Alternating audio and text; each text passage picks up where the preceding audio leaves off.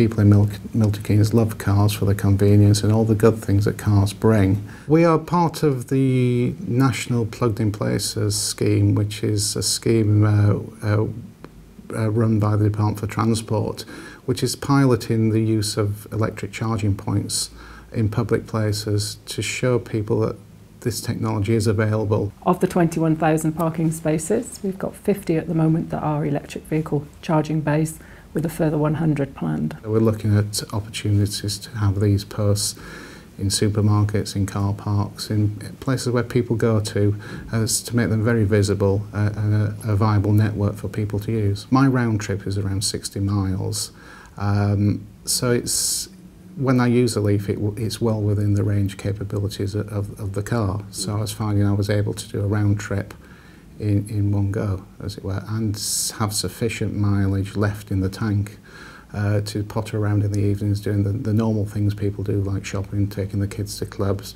visiting relatives, etc. My commute is a 150-mile round trip involving 3 motorways, the M3, the M25 and the M1.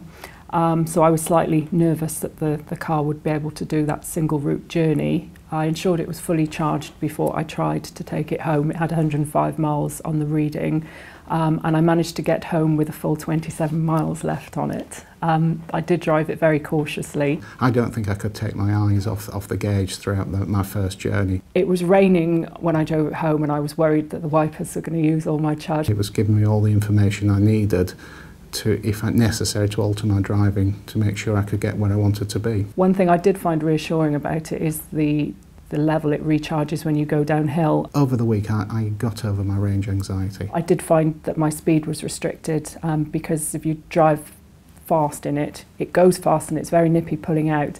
But you do also notice the equivalent of the fuel gauge going down. What came across with this car, and I think the way that electric vehicles are going, it is a proper car.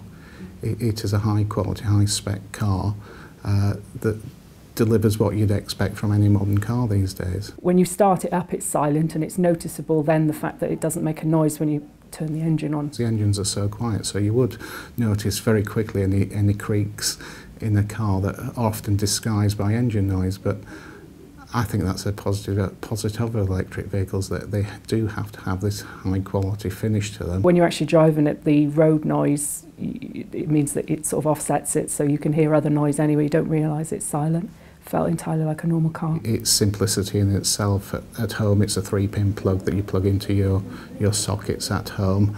At the charge points we have here in Milton Keynes, and I believe is standard across the country, it is a charging unit that's similar to what you would plug a caravan or in a 3-pin socket, so it's very straightforward. You need a swipe card to access them. That costs £50 a year, but that gives you free electricity and free parking, and you simply swipe it across the top of the charge unit. It releases a cover. You then plug the electric vehicle in. It's a standard 3-pin plug.